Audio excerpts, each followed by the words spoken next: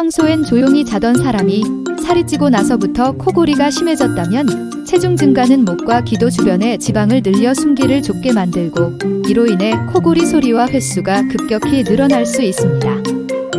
오늘은 체중이 코골이를 악화시키는 원인과 완화 방법을 알아보겠습니다. 비만으로 목과 턱 주변 지방이 증가해 기도가 좁아집니다. 좁아진 기도로 숨 쉴 때 목 안쪽 조직이 진동해 코골이가 생깁니다. 즉, 코골이의 원인은 목 안쪽이며 체중 증가가 이를 악화시킵니다. 체중이 10% 늘면 코골이 위험이 최대 6배 높아집니다.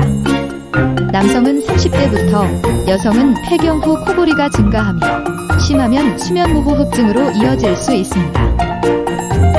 수면무호흡은 잠자는 동안 숨이 반복적으로 멈추는 질환입니다. 비만이 심할수록 기도가 막혀 증상이 악화되고 낮졸림 집중력 저하와 함께 장기적으로 심장질환 고혈압 위험이 커집니다.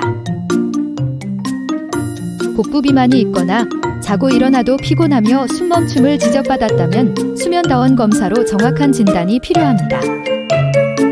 수면다원 검사는 자는 동안 뇌파, 호흡, 심장박동, 산소 포화도를 측정해 코골이와 수면무호흡을 정확히 구분하는 정밀 검사입니다.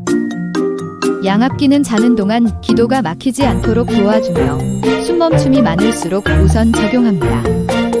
체중 조절은 약물이나 운동으로 10% 감량 시 수면의 질을 개선할 수 있습니다.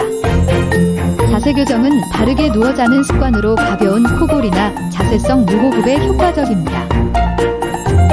코골이와 수면 무호흡은 조기 진단과 맞춤 치료로 충분히 개선할 수 있습니다.